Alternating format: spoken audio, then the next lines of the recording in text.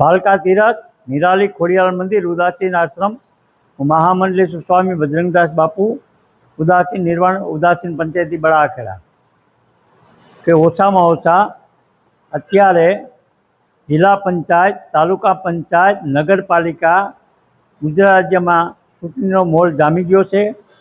અમારા જે અખિલ ભારત સાધુ સમાજ જે છે 13 અખેડા સનાતન ધર્મને વરેલો છે.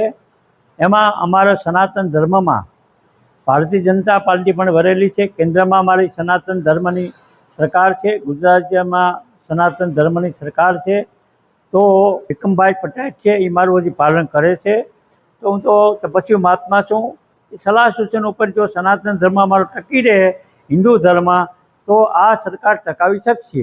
આ મારી ગેરંટી. મેં આશીર્વાદ દિલથી આપ્યા છે કે વિજય બહુ થાય અને અમારા ભાલકા વિસ્તારનો બહુ વિકાસ મોટો કરે. જે પાણીની સમસ્યા છે એ અમારી સોલ્વ થઈ ગઈ છે. પાણી નખાઈ ગયું મોટા ટાંકામાં, પાઇપલાઇન ચાલુ થઈ ગઈ છે. અને ભગવાનની દયા એને ખૂબ ખૂબ આશીર્વાદ હું આપું છું.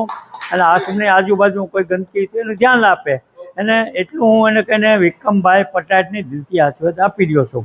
અને હંમેશા મને શ્રદ્ધા છે કે આહિર સમાજની હારે હું પહેલેથી છું, આજકાલથી નથી.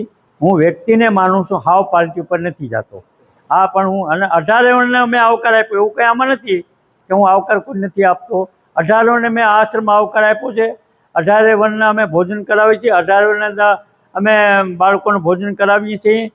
પછી કોઈ પણ અમારા સણે આવે ને બધાને આશીર્વાદ આપેલા. એટલું કહીને વિરામ આપું છું.